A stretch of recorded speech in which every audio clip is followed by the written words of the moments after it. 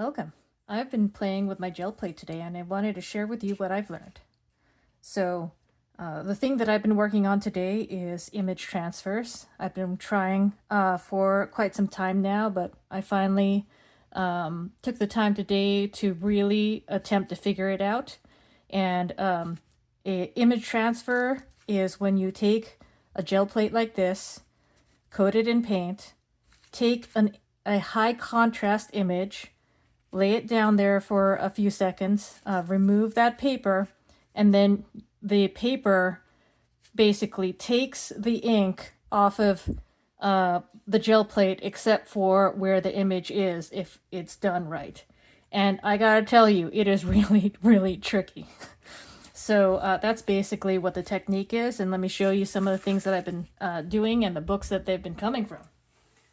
So typically this stuff, people use magazines because a lot of the magazines have the right kind of images and they're pretty cheap to use. For example, here we have a National Geographic from the 1950s or 60s. And this is the one where I finally figured it out. This is my first successful image transfer. So you can see here basically the places where there's a lot of ink is where the paint was left behind here, and then I put on top of that an additional layer of paint to pull. So here I used my Liquitex Basics in Brilliant Blue and my Amsterdam, no, not this one. I believe this is Pewter. So one of the reasons why I was failing so much was because I was not using the right kind of paint. I was using a lot of craft paint. I was using paint like this. There's plenty of these that I'm not showing you because they did not work out. Here's an example where I took this paint. It came from the same magazine. I was really hoping to get, this image of the camera, but it didn't work because this paint and the way it was either the paint or the way I was using it, I couldn't figure it out. So I experimented with a bunch of different paints today. I'll tell you what I've been using. And don't be fooled into thinking I've got a lot of paint here. This is the only tube of golden, thicker body paint that I have. So I only bought a couple, different paints to be experimenting that are more on the expensive side, whereas I've got lots of craft paint lying around, which, this was a little disappointing. So let's see what else I have here. Here is another National Geographic image. I don't think there was enough contrast here to have a really successful pull. You can see some of it, but not enough. And this one was using this golden transparent iron oxide and my favorite unbleached titanium. Let's see here. What else do we have? Another one of these National Geographic images using the Liquitex Magenta, quinacridone Magenta, and we have these images here. So it's okay, and I pulled with this. There is some stuff in here, but it's hard to really see the original content in these images. So I've been experimenting with all these paints. I was able to work with this one very well, and these two as pulls very well. And even though these are very similar paints, I had a little less luck with the quinacridone for reasons unknown to me. And these two have a very similar feel to them. They've got, it's a soft body, but it's got some body to it, and it had a consistency that that I think are pretty similar and makes them pretty good to use together. Let's have a look at the bird books. So here I have two bird pages that I pulled together And here they are with the blue and the pewter in the background. I thought those came out pretty nicely. These two came from, let's see, oops.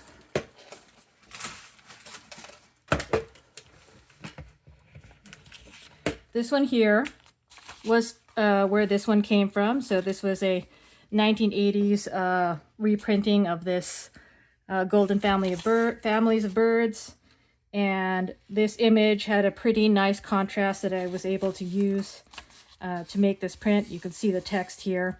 And as I, got better at this, I started wiping away immediately at the book page so that I could have a better idea of what it was that I had been printing. So this one I think is a good one if you can find images in here that have a higher contrast, something like this. I don't know. I think a lot of them will work, but some of them might not be get you as good of a result. And this one here, this one came from this book, a Master Guide to Birding, one of the volumes. And you can see that there's a different level of success with the 3 images that were here, and I think that had a lot to do with the contrast between the birds and the background. So this one had the highest contrast. The background was very faint, whereas here there was like waves, and here the sky was a darker blue than this one. So when you're looking at contrast, it really helps to have the thing that you want to make a print of stand out from the background. What you're looking for is not necessarily a difference in color, but the difference in how much ink is on the page. So if there's a lot of ink, you'll be able to have a better difference in the images than if there was a mix where you may have a background where there's some ink, and so the less ink there is in the surrounding area, the easier it will be to pull out your image. So I thought these two were a great success. Good books for you using this technique. Alrighty, and this came from this book here, and I think this was okay. I don't know. This is probably not bad. I think it was because I was using this paint, and it was just, it's easier when you've got a darker paint that you put down initially to have a higher contrast between the transfer and the background. And this one was a bit faint, and I might have pulled it a little too early, I'm not sure. So I think that's okay. And then this one here, I had some of that left over. See, I don't think I waited long enough to pull that. And so I had this, and then I thought I would play around and try to get this one over here. That didn't work out so well. But this is probably more my fault, not the book's fault, and it would be worth, if you have this book, worth giving it a try. As long as the birds have like a pretty good contrast between it and the surrounding area. Yep, I shared that one. All right. Now, probably this is the one that really started it all. I was looking at this book. I was trying to figure out how to make prints out of here. I tried putting Van Dyke Brown, this fluid acrylic Van Dyke Brown, onto this glossary page, which, I wouldn't have lost any images if I messed that one up. But it turned out pretty good. I can actually see the text here. I think that I was a little intimidated by the different texture of this being a fluid instead of a soft body. But I think the results were pretty good, where you could really read the text here because the paint was dark and it made it for a good pull. Here's a table of contents that I tried out, and this one also turned out really nicely. You can see here the glass here, you see the outline there and the outline here. So that one was really nice. I think some of the pages here are probably, better for this technique than others. You're looking for a strong contrast between the image and the background so that you can get that transfer successfully. So thanks. This is the book that I had shared in a previous video, and I do recommend it for playing with your gel plate.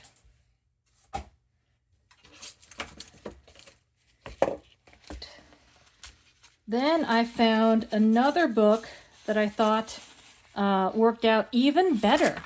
So here, this is one of the birds from the previous books, but this one here, you can see the image turned out very, very sharp from this book page here, and that came from this small Golden Guide to Flowers. I believe this was a 1950 copyright, and I don't know if books, the type of ink that they used in the 50s and 60s was really what's making the difference here. But this this turned out really nice, and I wouldn't be surprised if later printings are still having that same feel, because what you really want to have when you're doing these is that when you're looking at the book page and you're shining it in the light, you see that there's glossy areas and non-glossy areas. So if the page is glossy all the way through, you're not going to get a difference. If the background of the image is glossy, as well as the item that you're wanting to showcase, then you're not going to be able to see the difference. And I think you'll see that in some of these other attempts that I've made here. So here is another one of those from that small golden book. And this one is from that Time Life Perennials. And from here, I just taped it on there to try to get it all onto one page. It was not great. And again, I think it might be that the magenta I was having a little more trouble with than the blue to figure this one out. So let's see here. What else do I have? This one here.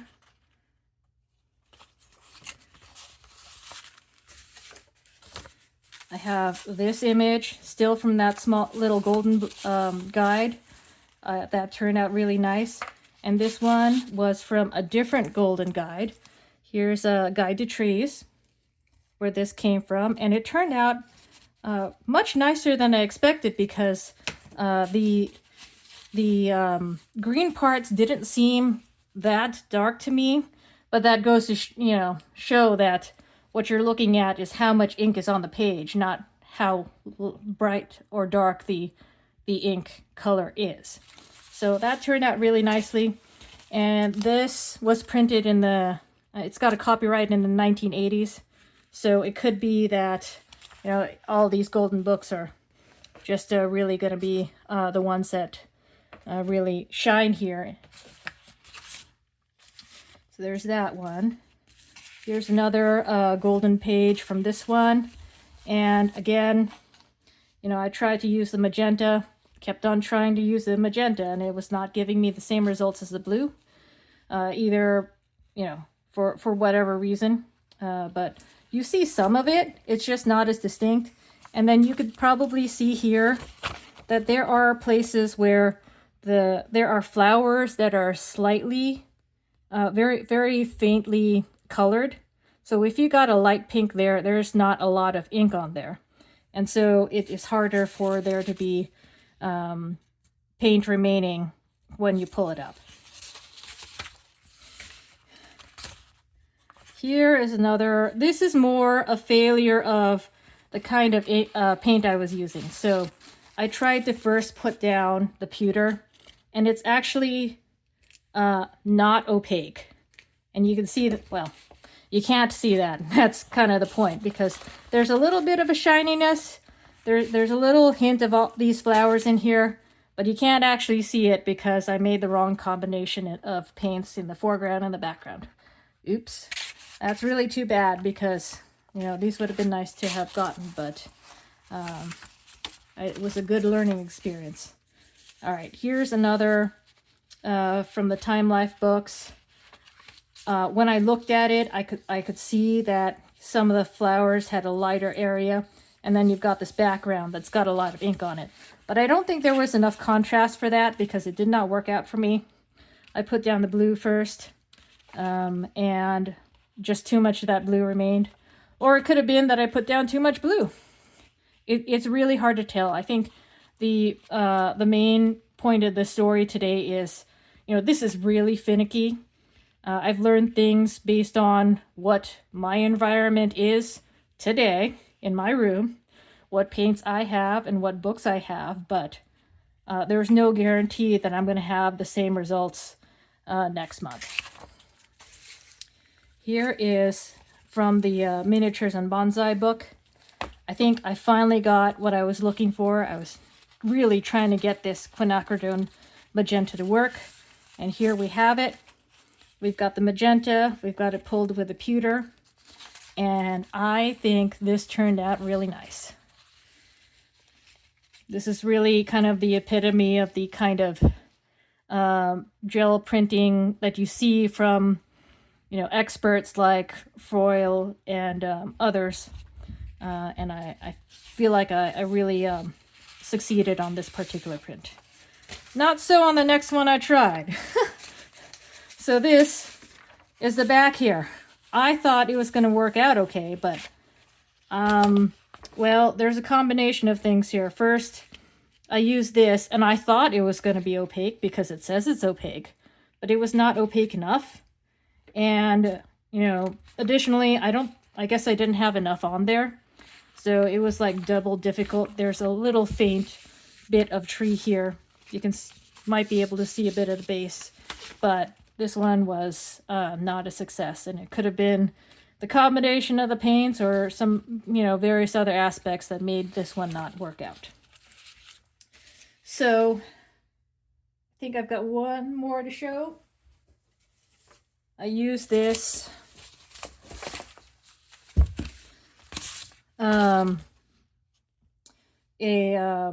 Child's Dictionary, and I attempted to pull this one.